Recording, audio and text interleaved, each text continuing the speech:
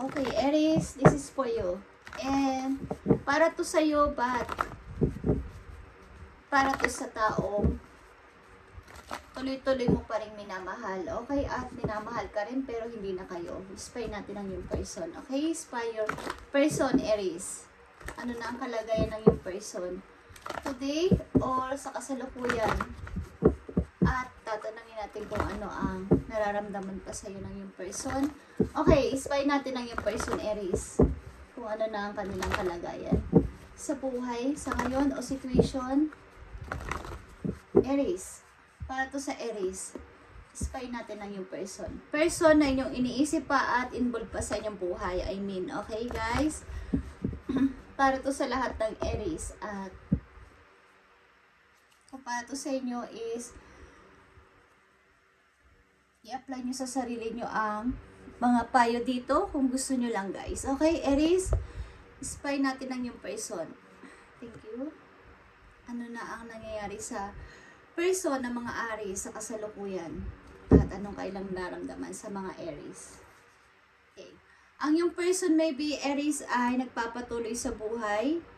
Bagamat mahirap is meron siya mga struggle na nararanasan sa kasalukuyan but nagpapatuloy at maaaring nag-grow o ginogrow niya ang kanyang sarili after ng inyong paghihiwalay. Maaring stuck pa rin ang tao na to sa'yo and naghihintay something report or pagsisimula again is naghihintay ang tao na to. Okay? So Aries, tingnan natin yan guys. Spy natin ang yung person.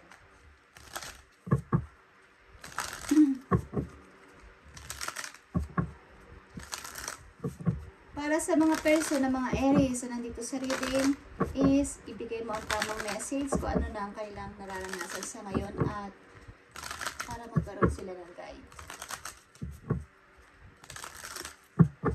Para to sa person na mga Aries, ano na ang nararanasan ng inyong mga person na iniisip pa rin hanggang ngayon at mahalaga pa rin sa inyong buhay. Okay, Aries.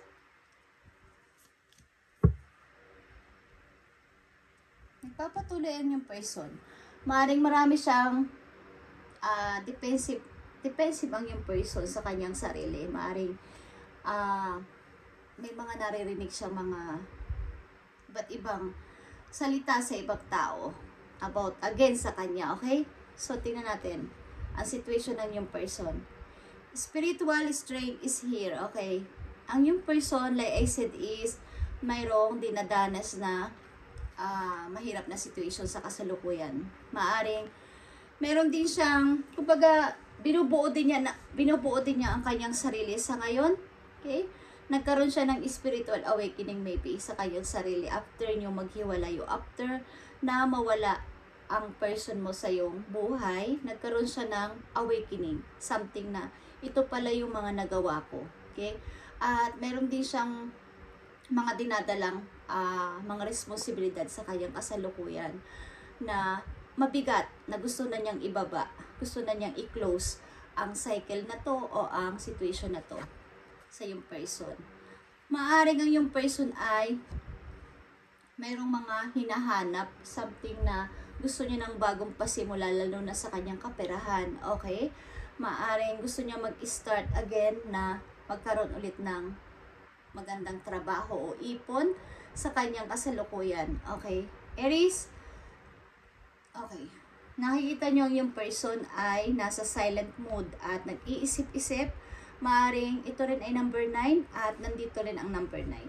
Dalawa itong number 9 is nahihirapan siya sa kanyang nararanasan o nararamdaman sa kasalukuyan. Maaring tinitingnan din niya ang inyong memories, okay? Mga nakaraan, I mean, ninyong dalawa, at binubuklat-buklat niya ang, hindi ko alam kung sa isip niya, literal na kanyang minumuni-muni ang lahat-lahat ng nangyari sa inyong dalawa, ng yung person, Aries, at iniisip o tinatanong niya ang kanyang sarili kung dapat ba ako mag-start na ng bago, i-close ko na ang cycle namin na Aries, or magpatuloy kami sa chapter na to, o magsulat na ako ng bagong chapter ng buhay ko. Okay, nandito siya sa silent mood at nag-iisip-isip ang yung person, Aries. Okay, King of Pentacles is here. Maaaring ang yung person ay nag-iisip-isip sa kanyang future at maaaring okay naman talaga ang kanyang kalagayan ngayon lalo na sa trabaho. Maaaring nakapokus sa ngayon sa trabaho niya, but nandito siya sa situation na nag-iisip-isip na kung magpapatuloy pa ba ng yung ibalik ang inyong dalawa na pinagsamahan or magsulat na siya ng bagong chapter sa buhay niya. Pag mag-start na siya ng new chapter sa buhay niya. Okay? Something na nahihirapan din siya sa kasalukuyan. Ang yung person. Yeah. Hope is here. Umaasa siya someday. Okay? Ito ay number 17 is 8. Okay. Na makita niya ulit yung baga, meron siyang mga pangarap pa, o meron siyang mga wini-wish, o meron siyang pinapanata ngayon sa kanyang sarili na someday, sana makita kita ulit. Okay, ito ay sun, guys, or ito ay star, hope. Umaasa siya na makita niya ulit yung kumbaga yung pag-asa, bagong pag-asa sa sarili niya. Okay, sa kanyang kasalukuyan. Sana someday, okay, sa loob ng sun nito, sa loob ng light na to is mayroong image ng babae dito. Gusto niya ulit ng bagong pasimula or gusto niya magpatuloy maybe sa buhay. Yeah, 9 of Cups is here. Meron dito tatlong 9 sa reading ng yung person, Aries. Something. Ang yung person ay nandito sa situation na mayroon siyang gusto i-close. Okay. Meron siyang gustong isara na. Okay? Tingnan natin to, guys. Humihingi siya ng pag-asa, maybe sa heaven. Okay? Ang yung person na magkaroon siya ng bago ulit na pag-asa o simula sa kanyang sarili. Maaaring matagal siyang na-stuck sa situation na to ninyong dalawa, Aries. Okay, spy natin ng yung person, Aries. At sa mga hindi pa dito naghihiwalay, Aries, kung kasama nyo ang inyong person, is ang yung person ay mayroong problema, okay? Something na meron siyang iniinda sa kanyang sarili. Okay? Meron siyang gusto pang patunayan at maaaring meron siyang mabigat na problema. Okay? Sorry.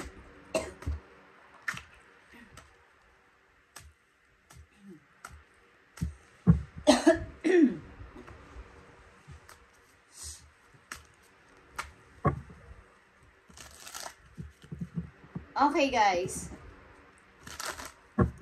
Energy ng person ng mga Aries. Maaaring nagkaroon siya ng spiritual awakening ang yung person. Mayroon siyang napagtanto sa sarili niya na may mga bagay-bagay pa siyang gustong patunayan. Okay? But nandito sa reading na person ng mga Aries ay napipil ko na hiwalay na kayo. Okay? Yan, asa. Tingnan natin, guys, ang person ninyo, Aries. Person ng mga Aries, ano na ang mga messages na nandito para sa inyo. Tingnan natin, guys. Dito sa spiritual straight. Dito sa solitude at dito sa hope. Okay, guys. Meron siyang pagre-regret something. Pagsisisi sa nangyari sa inyong samahan. Something pagsisisi. Okay, malakas dito water sign, Aries. Aries. Meron siya mga pagsisisi at nahihirapan siya, guys. Okay. Nasa healing process ang yung person. Okay, guys. Spiritual strength is here. Page of Cups is here. 8 of Cups and 2 of Pentacles. Okay.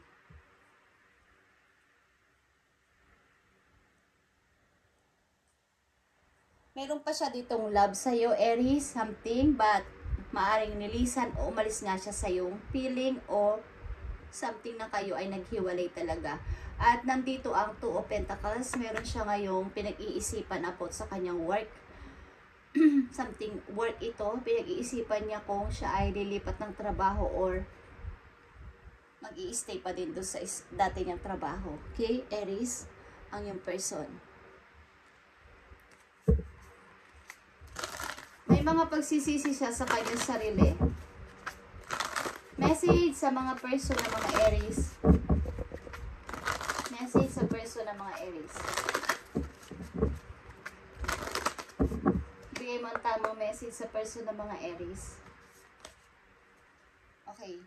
Know you are loved. Okay. Maaring ang yung person ay sa kasalukuyan, parang pini-question niya ang sarili niya, no?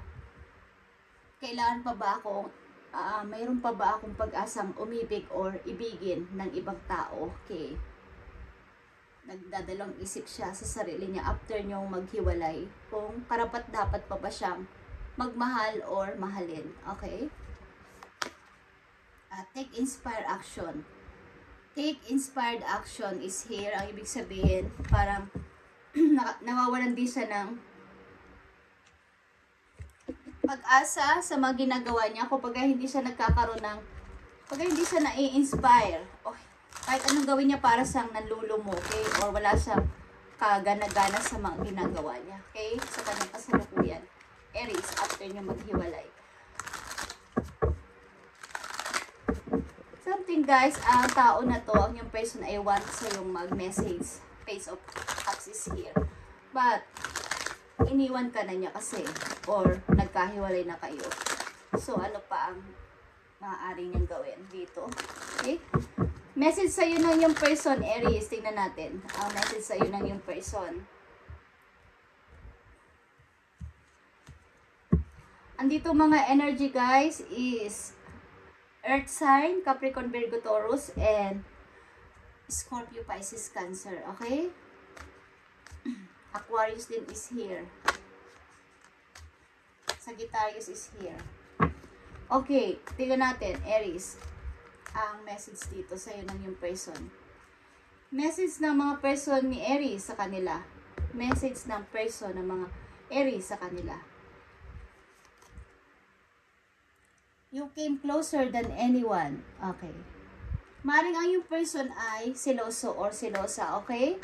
Kahit hanggang ngayon, hiwalay na kayo is, maaring, hindi ko alam kung tinitingnan ka pa rin ito sa malayo or sa iyong mga profile, Aries. At maaring, ang mga malalapit sa iyo ay kanyang pinagsiselosan. Okay, nakakaramdam pa rin siya ng selos kahit hiwalay na kayo.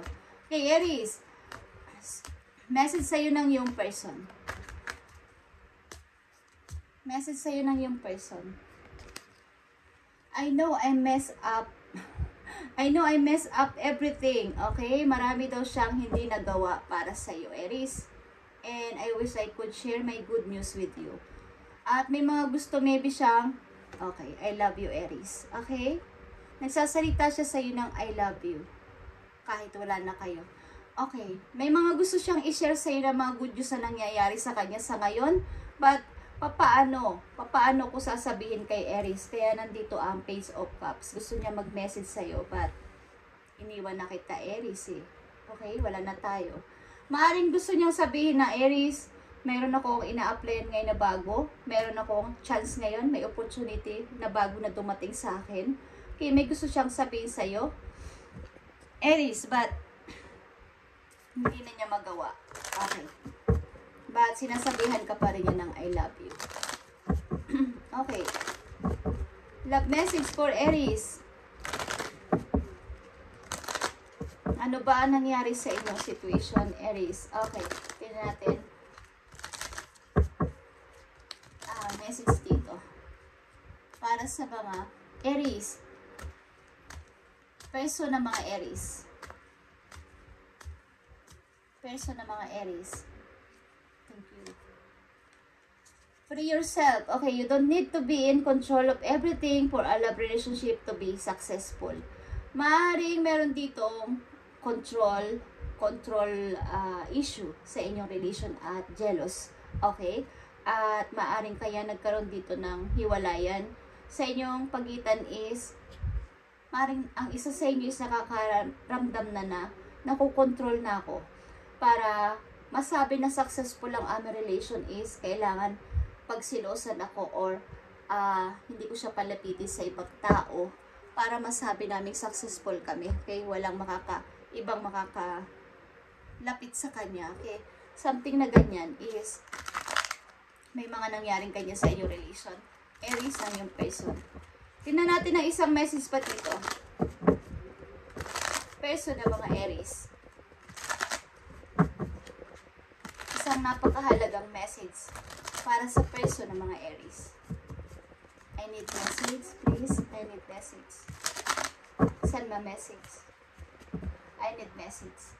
Para sa person ng mga Aries. I need message. Thank you. Okay. Nine of Wands is here, guys. Okay, nananatili talaga siyang silent. At nag-iisip-isip sa kasalukuyan, Aries.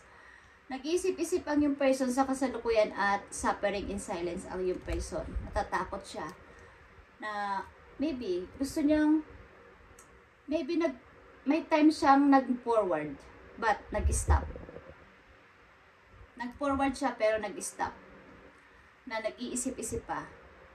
Minumuni-muni niya ang inyong pinagsamahan, Aries, at iniisip-isip something na nahihirapan siyang mag-move, mag-forward, okay, mag-moving, mag-move on. Nag-iisip-isip siya sa kasalukuyan. At nandito ang number 9 na tatlo, guys. Okay? Nandito siya sa pag-iisip-isip. At natatakot ding is talaga na bang aalis ako dito. But gusto na niya talagang i-close ito para sa bago niyang pag-asa sa buhay. At mahirap. Okay. Tingnan natin ang message pa dito para sa person ng mga Aries. I need message, please. I need message. Thank you. Okay. Solar plexus chakra is here. And number 3. Gusto niya ulit na siya ay, kumbaga, maliwanagan o magliwanag. Okay? Maging masaya again. Maging masaya again. Magkaroon ulit siya ng, kumbaga, happiness, okay, sa sarili niya. But for now, Aries, ang yung person ay wala pang pag-ibig na bago, okay? Nagsasalita pa rin siya sa'yo ng I love you. Nagsasalita pa rin siya ng word na I love you. And sinasabi niya na may mga good news siyang gustong sabihin sa'yo pero hindi na niya magawa. Want niyang mag-message pero hindi na niya magawa. And maybe may silosan dito at control issues sa inyong relation. Tingnan natin ang payo dito para sa yung person o para sa iyo, Aries.